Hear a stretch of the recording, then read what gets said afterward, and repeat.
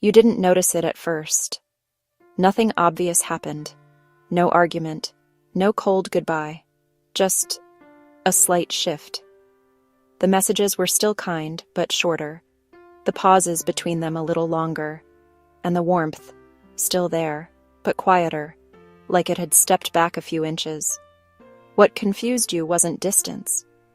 It was that everything felt closer right before it.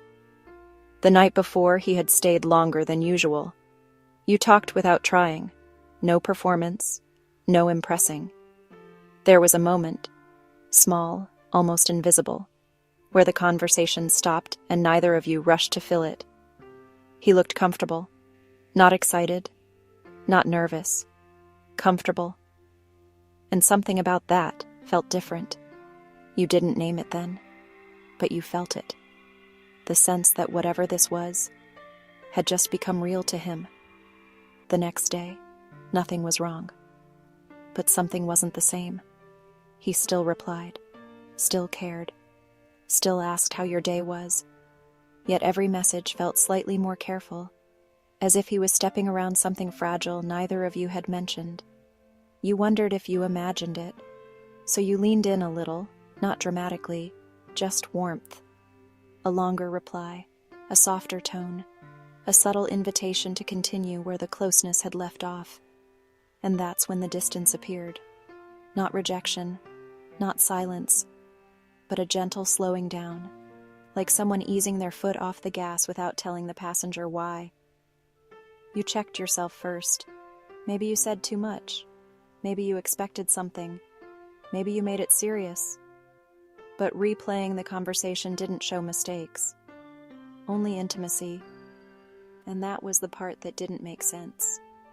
Because people don't pull away when they feel nothing. They pull away right after they feel something they can't place. To you, the moment meant connection. To him, the same moment meant change. Not in you, in what this now required of him. Before that night, he could exist in possibility. After it, he existed in direction. You felt closer to him. He felt closer to a decision. And decisions quietly ask questions people aren't ready to answer.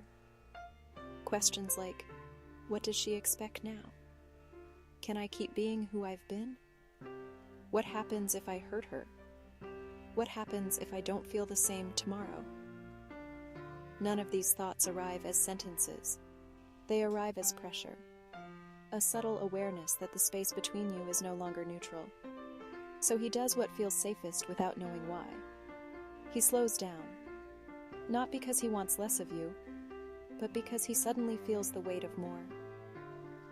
You experience distance. He experiences responsibility. You move toward clarity. He moves toward space. And neither of you realize you're reacting to the same moment. You might think he lost interest after getting close. But from his side, closeness is exactly what made him step back. Because closeness removes imagination. And imagination is safe. Reality asks for consistency, for presence, for emotional steadiness he isn't sure he can promise yet.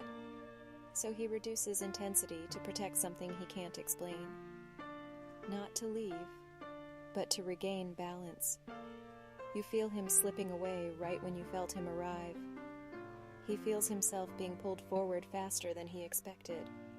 Neither of you wrong, just different reactions to the same turning point. So the distance stays unspoken. You wait for warmth to return. He waits for pressure to fade. And somewhere in that quiet space between you, the connection remains, unchanged, but no longer simple.